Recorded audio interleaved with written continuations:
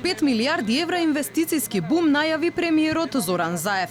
Во промотивно видео на социјалните мрежи, председателот на владата вели дека планирано било да се инвестира во изградба на нови патишта и железници, нов клинички центар, училишта и градинки, канализацијски и одводни системи, 1 милиарда за патишта, исто толку за железници и 1 милиарда во енергетика.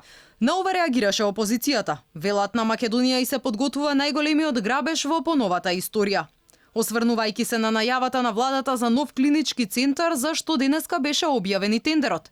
Лидерот на ВМРО ДПМН Христијан Мицкоски алармира дека за овој проект државата ќе се задолжи 500 милиони евра, пари кои граѓаните ќе ги враќаат со години.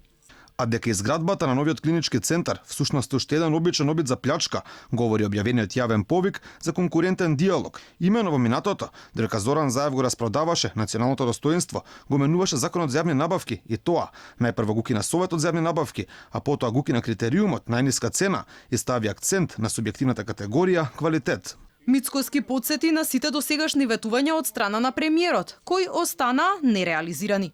Он истиот Зоран Заев кој велеше дека ќе има 500 километри нов автопат, плат од 500 евра и раст на економијата од минимум 5% секоја година, доктори со 100.000 денари на сметка секој месец, реновирани студентски домови, задоволни пензионери со повисоки пензии и државна администрација со покачена плата секоја година од 5%, рестартирани Еврокомпозит и Југохром.